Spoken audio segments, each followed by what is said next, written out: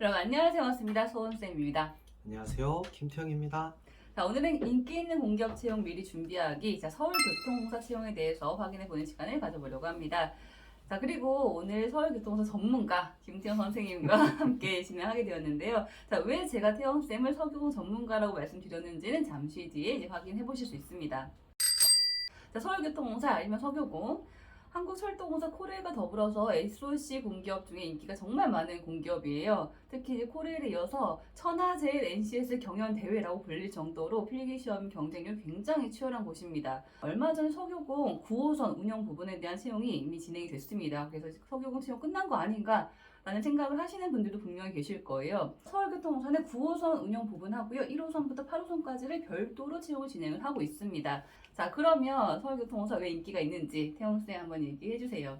자, 여러분들이 꿈꾸는 가장 이상적인 전형이라고 할 수 있는 게 있습니다. 일단 스펙이 필요가 없습니다. 지원만 하면 무조건 필기시험을 볼 수 있게 해줍니다. 인서울, 네. 서울을 벗어나지 않으면서 최대 채용 규모인 기업이에요. 네. 그러니까 학생들이 지원을 할 수밖에 없죠. 네. 전공에 대한 부분도 있잖아요. 매력적인 부분에서요. 그렇죠. 네. 전공이 원래 없었는데 기술직이 추가가 됐습니다. 네. 하지만 사무직은 여전히 없습니다. 네. 자, 그러면 얼마 전에 올라온 채용된 입사 공고를 살펴보고 이제 본격적으로 서교공 채용에 대해서 파악해 보도록 하겠습니다.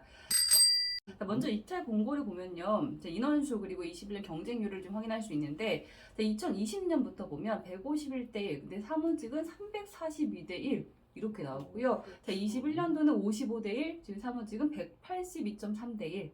그리고 2022년 최근에 서경 9호선은요. 215.3대 1. 이 중에서 계속 선생님이 한 일부를 기여하신 거죠. 아우, 그렇죠. 저 같은 허수가 있으니까 얼마나 지원자가 많겠어요. 제가 왜 허수라고 하냐면 네. 토익 성적이 없는 것도 있지만 사실 저는 필기 합격할 생각은 없어요. 그래서 의사소통 처리 문제결 자원관리 제가 강의를 하지 않는 영역은 그냥 찍거든요. 네. 허수가 많다는 건 뭐냐면 그냥 지원하는 사람들이 의외로 많습니다. 네. 실제로 보면 커트라인에 근접한 사람이 별로 없어요. 그리고 이걸 생각해야 되는 게 경쟁률 보다가는 TO를 생각을 해야 돼요. 얼마나 많이 뽑느냐. 네. 거의 웬만한 중앙공기업을 압도하거든요. 네. 2020년에 600여 명 뽑았어요. 2021년에 350여 명 뽑았는데 네. 그리고 올해 9호선이 24명밖에 안 뽑았다고 오해하는 사람들이 있는데 9호선이에요. 9호선만 따로 뽑기 때문이고 하반기가 서교공의 메인입니다. 규모는 아직 확정되지는 않았지만 보통 300에서 500여 명 사이 정도거든요. 어우, 이 정도 뽑는 기업이 몇 개가 돼요. 얼마나 많이 뽑아요? 자, 본론으로 다시 가보면요. 2021년 채용 기준으로 채용 전형 절차에 대해서 좀 간단하게 한번 얘기해 주세요. 굉장히 간단해요. 지원만 하면은 필기를 볼 수 있다. 필기 이후에 면접은 남아있긴 합니다. 물론 면접을 보지 않는 공기업은 없으니까. 네. 결국 핵심은 필기에서도 NCS 직업기초능력이라고 할 수 있죠. 제가 경쟁률이 높은데도 불구하고 학생들에게 할 수 있다고 얘기를 하는 이유는 여기에는 전략만 잘 수립하면 되기 때문이에요. 네. 물론 10개 영역이 다 출제되기 때문에 의사소통 수리 문제결 자원관리를 빼먹을 수는 없습니다.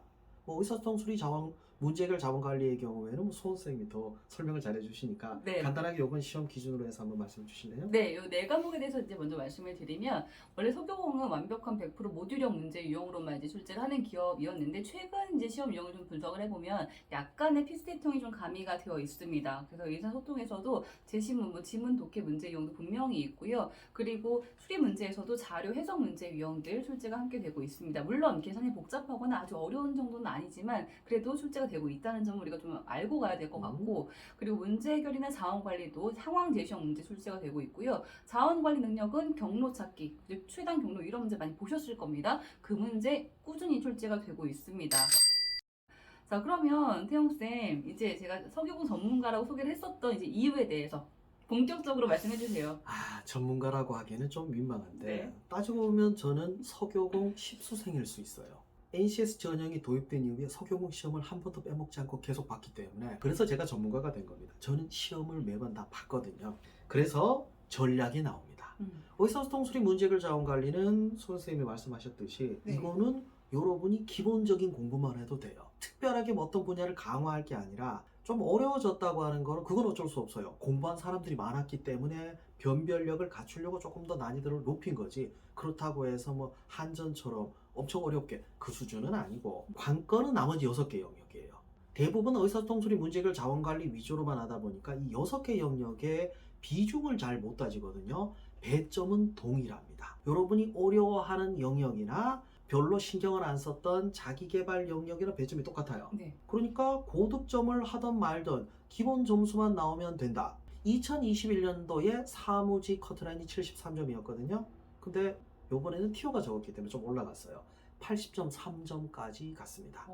몇 점 나오셨던 거죠? 59점 나왔어요. 정말 대단하세요. 네, 6개 영역은 풀고 나머지 4개는 찍기만 했는데 그 점수면 제가 정말 잘 찍었거나 네. 아니면 나머지는 거의 다 맞췄다는 건데 제가 강의하는 영역이니까 그건 어쩔 수 없죠. 이 6개 영역에 대한 전략적 접근을 말씀드리도록 할게요. 일단 이론 기반이라는 걸 잊으시면 안 됩니다. 이론 기반인데 하나만 출제되면 영역이 얼마 안 되지만 6개가 출제돼요. 이론 범위가 꽤 넓어요. 네. 그래서 공고 뜨고 시험 직전에 잠깐 공부하기엔 양이 많습니다. 의사소통술이 문제해결 자원관리를 공부 안 할 수가 없기 때문에 이건 유지하면서 더 해야 되기 때문에 이건 미리 공부하셔야 돼요. 그리고 요약집을 만드셔야 됩니다. 이론 기반이라고 했죠? 네. 기본 이론만 하더라도 커버할 수 있는 점수가 있어요. 한 70%, 80%까지도 기본 이론으로 커버가 가능합니다. 물론 안 되는 영역들이 가끔 있는데 이게 변별력을 갖추는 영역이에요. 이번에 그 영역이 정보 능력과 조직의 능력이었습니다. 네. 정보 능력은 컴퓨터 활용 능력 1급 수준이었어요. 오. 조직이해 능력은 경영학 전공이었어요. 어머. 그러니까 이 2개 영역 어떡하지라고 하는데 네. 이거 빼볼게요. 그럼 8개 영역 남죠? 네. 만점하면 80점이에요. 네. 그것도 가능해요. 오, 그러네요. 만점이 80점 가능하다고 해서 그러니까 여러분들이 기본적인 것만 확실하게 해두더라도 커트라인 언저리 점수가 나온다는 얘기예요. 근데 선생님 얘기 듣다 보니까 석유공이 오히려 수문자를 어려워하시는 분들한테는 음. 좀 더 준비하기가 가능한 그렇죠. 기업이 될 것 같아요. 사실은 그쪽 그 영역들은 암기해서 문제 해결하는 그렇죠. 것에 있어서 크게는 부담이 없죠. 그렇죠? 맞죠. 공부 범위는 조금 넓어지더라도 뭐 수리나 문제 해결에 대한 응용력을 막 키우는 것보다는 이론 공부하고 이해한 것 같고 문제 푸는 정도로 하시면 준비 충분히 가능할 것 같습니다. 자, 네. 요렇게 하면 하반기 합격하겠지. 자, 그 전략 말씀드릴게요. 네. 일단 의수문자는 원래 하던 대로 쭉 계속 하는 거예요. 네. 얘는 더 할 건 없지만 덜 하면 안 됩니다. 그럼 그 점수만 나오면 돼요. 나머지 6개 영역은 기본 이론을 쭉 공부하되 아까 말씀드렸던 요약본이 있어야 돼요. 요약본으로 시험 직전에 간단하게 볼 수 있는 걸 미리 만들어 두셔야 됩니다. 그 다음에 이제 추가할 게 아까 제가 경영학이라고 했는데 경영학을 따로 공부하라는 얘기가 아니에요. 경영학 기본소득 꽤 이만해요. 원래 공부했던 거에다 조금만 더 추가하시면 됩니다. 보통 문제집 같은 데 나와 있는 이론 약간 어려운 거 그 정도만 추가하시는 걸로도 여러분이 목표로 하는 그 점수 네. 70점 후반대에서 80점 초반 이건 사무직 기준입니다. 요번에 상반기 같은 경우에 궤도직의 경우는 60점대 후반대였어요. 네. 그 점수로도 합격할 수 있는데 네. 충분히 전략적으로 가능하기 때문에 제가 말씀드린 요 전략 이게 하반기의 관건입니다. 여러분 석용 PD 꿀팁 잘 들으셨을 거라 생각합니다. 자, 우리 석용 NCS는 전 과목 다 나올 거라고 이제 보이고 있으니까요. 미리미리 선생님 얘기해 주셨던 내용 가지고 준비하시면 더 좋을 것 같습니다. 시험장 다녀오셨잖아요. 시험장 분위기에 대해서도 간단하게 얘기 진짜 한번 간단하게 얘기할게요.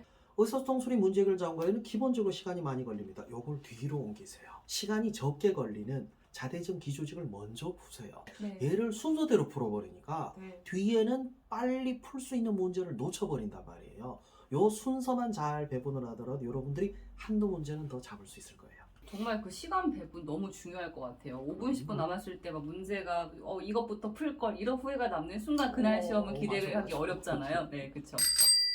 자, 이렇게 수험생과 함께 석유공 취업 방법에 대한 내용들 간단하게 정리해봤습니다. 여러분께 도움이 되시는 정보였기를 바라고요. 여러분들 관심 있는 공격 있으시면 꼭 댓글로 남겨주시면 저희가 확인하고 또 영상 준비하도록 하겠습니다. 더 좋은 컨텐츠로 인사드릴게요. 오늘 여기까지 하겠습니다. 감사합니다. 네, 감사합니다.